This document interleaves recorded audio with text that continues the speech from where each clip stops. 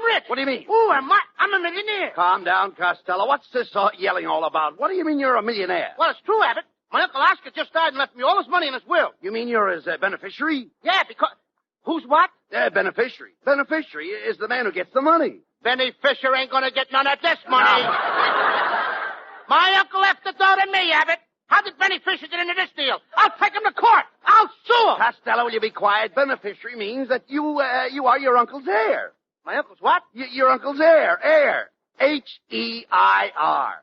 My uncle didn't have any H-E-I-R. He was bald-headed. All right. All he had was a mustache. So what? Well, my uncle was very proud of that mustache. Every morning he used to cover it with toothpaste. So why did he cover his mustache with toothpaste? Well, so he could kiss his wife. Toothpaste. I mean toothpaste. Why did he do that? You have your S teeth in, haven't you? Yes. I brought him along. Ladies and gentlemen, we will start back again. Why did he cover his mustache? With toothpaste. Toothpaste. Now, let's have it. Go ahead. Why did he cover his mustache with toothpaste? Yes. So he could kiss his wife goodbye and brush her teeth at the same time. Oh. Come on. Now, this whole thing is ridiculous. For one thing, how do you know your uncle left this money? Oh, I just got this telegram from my uncle's lawyer. I'm going to read it. Go ahead, read Dear it. Lou Costello, your Uncle Oscar has just died and left you $1 million. Thanks for your past favors. How do you like that, Abbott? I'm rich. I'm going to take everybody out and buy them a multi-milk. A multi-milk? Yeah, because I'm a multi-millionaire. Oh, don't be crazy. By the way, Costello, you never told me about your Uncle Oscar. Where did your uncle live, Costello? Oh, he lived in England. Everybody knew my Uncle Oscar in England. He used to walk around with a pocket full of shillings. Shillings? No pence? Sure he had pence. What do you think, he can walk around in his underwear? Oh, never mind. Forget your uncle's underwear, please. Oh, well, don't you think it'd be a little drafty? Now, look, Costello, now that you've inherited $1 million, what are you going to do with all that money? Well, I'm going to use half of the money to buy bonds. That's what everybody should do. That's swell. And then with the other half, I'm going to buy a radio station. You're going to buy a radio station? Yeah. You don't know anything about radio. Why, you don't even know who discovered electricity. I do, too. Mrs. Benjamin Franklin discovered electricity. Mrs. Benjamin Franklin? You mean Benjamin Franklin? No, Mrs. Benjamin Franklin. One day, she and her husband had an argument, and she said, Benjamin, go fly a kite. Oh. All right, that's enough, Costello. This whole thing is ridiculous. Well, hello, fellas. Oh, it's Ken Niles. Say, Bud, what's that fat boy looking so happy about? He looks like the cat that just swallowed a mouse. If I was a cat, you're one rat that wouldn't be. Running around loose. All right.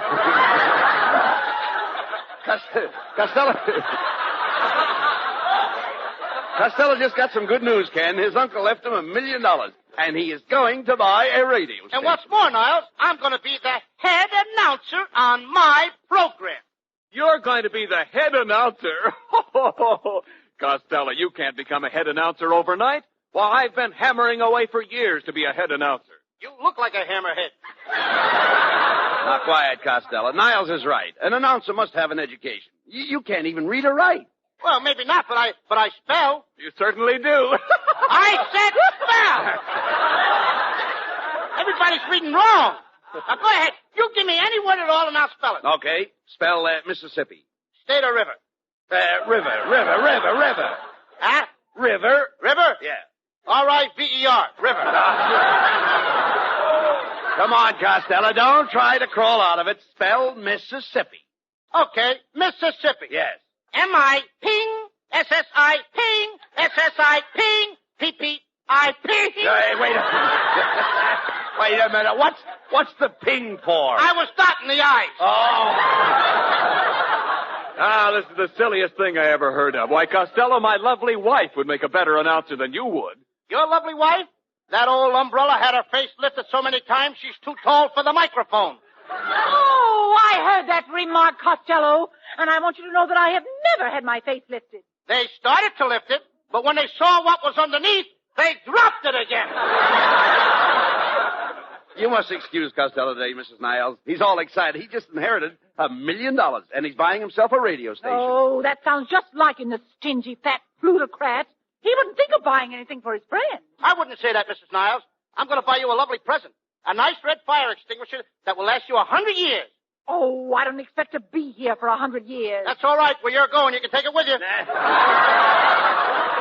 Now, wait a minute, Costello. The nicest present you could give Mrs. Niles is a chance to try out for that announcing job on your new station. Now, why not have a little contest to see who is the fastest reader? That's right, Costello. After all, it's speed that counts in announcing. And my lovely wife and I challenge you to a contest. Now, that's fair enough. All right. Mrs. Niles, you will be number one. Oh, thank you very much, Mr. Abbott, and I shall certainly do my best to win this contest fairly and conduct myself as a lady. That's splendid, Mrs. Niles. Now, Ken, you're number two. Thank you very much, Bud, and I certainly can do my best to win this contest fairly and conduct myself as a gentleman. Good. And now, Costello, you will be number three. I thank you, Mr. Abbott, because I don't know whole thing is my progress, my announcer, too.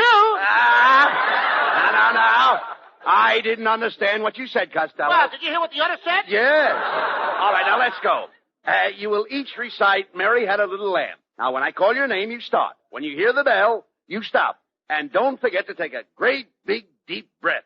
All ready now? Mary Had a Little Lamb. No. Wait a minute. I'll call out the names. Not you. No, not you. All right. Mrs. Niles. Mary had a little lamb, fleece white stone. Everywhere that Mary went, the lamb was sure to go. It followed her to school one day. Ken Niles. Mary had a little lamb, fleece white as snow, and everywhere the Mary went, the lamb was sure to go. Followed her to school one day, which was... Lou Costello. Mrs. Niles. I didn't have nothing to say yet. Mrs. Niles. Mary had a little lamb, fleece white stone. Everywhere that Mary went, the lamb was sure to go. It followed her to school one day. Ken Niles. Mary had a little lamb, fleece white as snow, and everywhere the Mary went, the lamb was sure to go. Followed her to school one day. Lou Costello. Mrs. Niles. Mary had a little lamb, fleece white stone. Everywhere that Mary went, the lamb was sure to go. Ken Niles. Mary had a little lamb, fleece white as snow, and everywhere the Mary went, the lamb was sure to go. Lou Costello.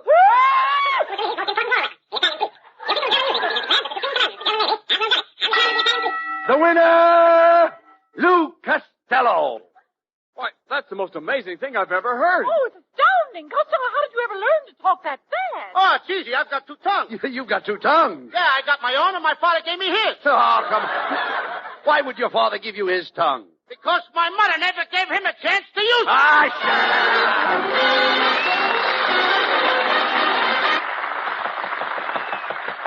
Come in. Pardon me, is this the radio station? Yeah, this is Station IOU, the voice of the creditors. I'm the owner and manager, Lou Costello, the great big fat radio maggot. My name is Pentley P. Crinklemeyer of Crinklemeyer and Ingersoll. Where's Ingersoll? He's doing time. I'm thinking of buying a program on your station. I'm in the cracker business. Ha, ha, ha. You look like the crummy type. Ha, ha, ha. Costello, take it easy. You need the business. Yes, Mr. Costello. You see, I'm a very successful man. I manufacture Crinklemeyer's crispy, crunchy, crackly, crunkly, crinkly, cratchy, critchy, critchy. I make biscuits. And you do it the hard way, too.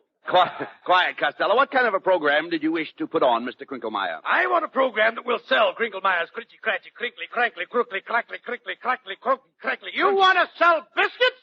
Young man, you took the words right out of my mouth. You mean I took the biscuits right out of your pan? That's it, young man. You make the cracks and I'll make the crackers. Ha, ha, ha. And now I'd like to have you meet a young chap who's going to help put on my program. Meet my announcer, Oliver Storchy. How do you do? Hello. This guy's a radio announcer? Well, I suppose you like your own announcers, but I thought you might like to put one more on. And he's the moron who can do it, too. All right. Let the boy read something for us, Costello. Go ahead. Let him read something. Oh, yeah, I'm wonderful. Simply marvelous. Now get a load of this. Good evening, everybody. Hello, this is Oliver Storcheese bringing you the Crinklemeyer Cracker program from Hollywood. Ladies and gentlemen, you have just been listening to a coast-to-coast hiccup. Oh, so that's the way it is. Come, Oliver. We'll take our business elsewhere. Ha, ha, ha. Ha, ha, ha. All right. Costello, listen, that's no way to run a radio station. You're chasing all the customers away. All right. Just a minute. I'll open the door. Never mind. I'll walk through it. Costello, look who it is, that famous killer, Alan Ladd.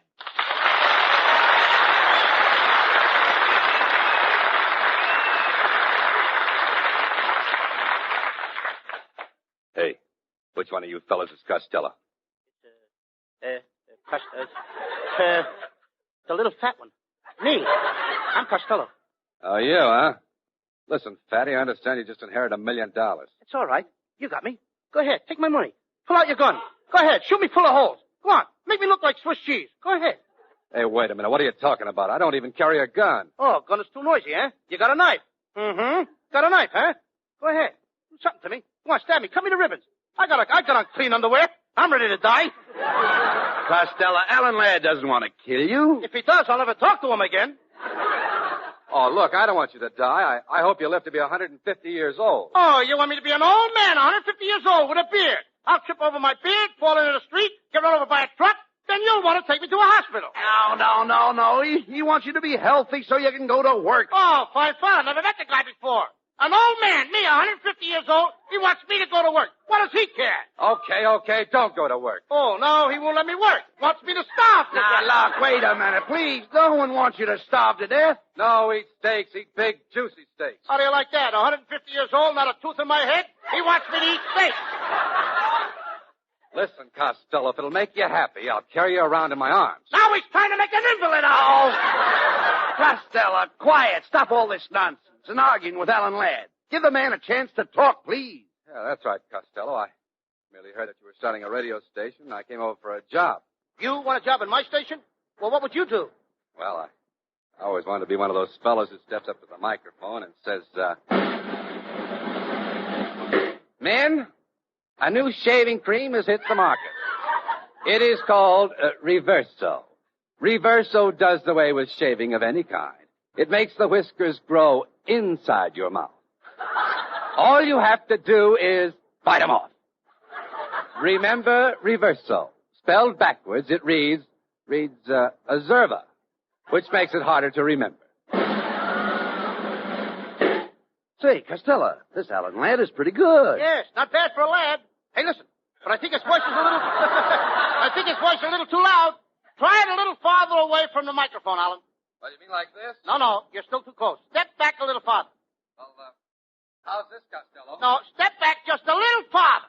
Oh, but I'm up against the wall now. Oh, you are? Well, open up those French windows and step out on that balcony. Okay.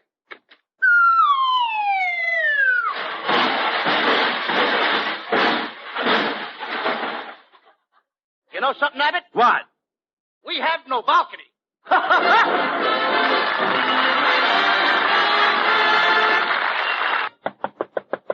Come in.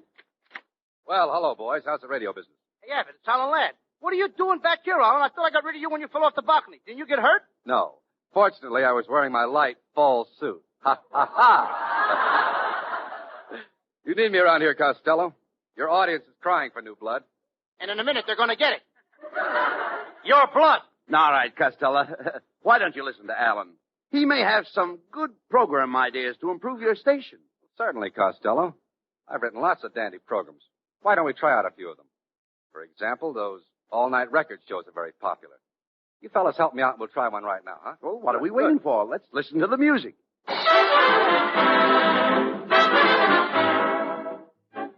Good evening, record fans everywhere. This is Happy Alan Ladd bringing you the oldest all-night record program on the air, broadcasting since 1896, 24 years before radio. Now, that's enough talk. We start off our uninterrupted dance music with a recording of Mexicali Rose, played by Freddie Snitch and his Los Angeles River washouts. Here it is, Mexicali Rose.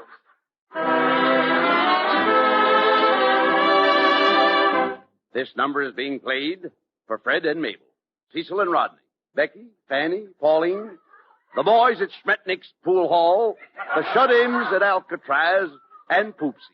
I know you all want to dance, so back to the music. Attention, all men over 95. Are you taking care of your tooth? Do you use pink toothpaste to suffer from white toothbrush? When you smile, does your tooth stand out like a limer bean in a barrel of tar?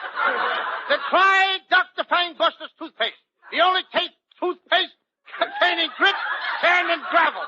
To receive a free tube of this toothpaste, do not send in an empty tube. Just send in your tooth. Remember Fangbuster's toothpaste for sparkling gums. And now, back to the music.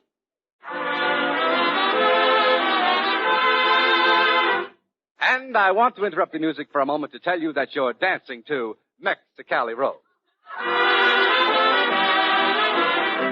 Ladies, have you tried Slicko Shellac on your floors? When you get up tomorrow, make this simple test. Put 2 drops of Slicko Shellac on your floor and rub gently for 2 days. Then put 2 more drops on your floor and rub for 3 days. Then finally 2 more drops and rub for 2 more days. And ladies, before you know it, the week is gone. And so is your floor. You have just been dancing to Mexicali Rose. Good night.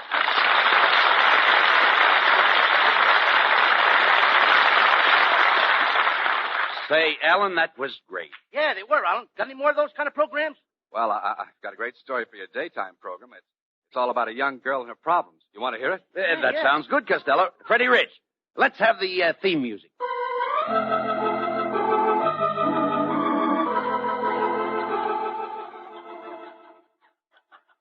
The makers of Grow Fuzz Hair Tonic present another episode in the true life story of Blossom Fink, Girl Street Cleaner. But first, listen to what a satisfied user has to say about Grow Fuzz. Go ahead, Mr. Schnook. My wife was disappointed in me because I didn't have any hair on my chest. So I bought a bottle of Grow Fuzz. And now, after one application, you should see the hair on my chest.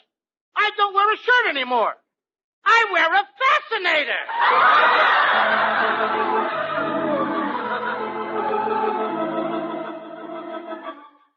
And now, back to Blossom Fink, Girl Street Cleaner. It seems like only yesterday that poor Blossom drank potato bug spray, thinking it was orange pico. But don't worry, folks. Blossom's all right now. The police gave her the 3rd degree and pumped it out of her. In the meantime, Blossom's friend Harvey went to the general store to meet Squire Prindle to inquire about Larry, who had received a tragic letter from Mrs. Philpott's nephew, Eustace, who had told her of the split-up between Bernice and Fitzroy. Now, while this was happening, the butcher's son Herman spied Charlie and Julius leaving Mrs. Greystone's house with Myrtle and Phoebe and quickly rang the fire alarm. Naturally, Blossom was a little confused by all this, and so am I. But as we look in upon Blossom this morning, she and her husband are having breakfast. Blossom speaks. Oh, good morning, John, darling. What do you want for breakfast? Oh, dear, I'd like some coffee. But you should have milk. But I'd much rather have a coffee, dear. But you should have milk. I'd rather have coffee. No milk. No, coffee. Milk! Coffee! Tune in tomorrow. Will John have milk or coffee? And remember, friends, go to your nearest drugstore and get a bottle of Grow Fuzz Hair Tonic. Try it tonight. If you're not completely satisfied, please don't complain. You've only got one bottle. We got 1 million of them.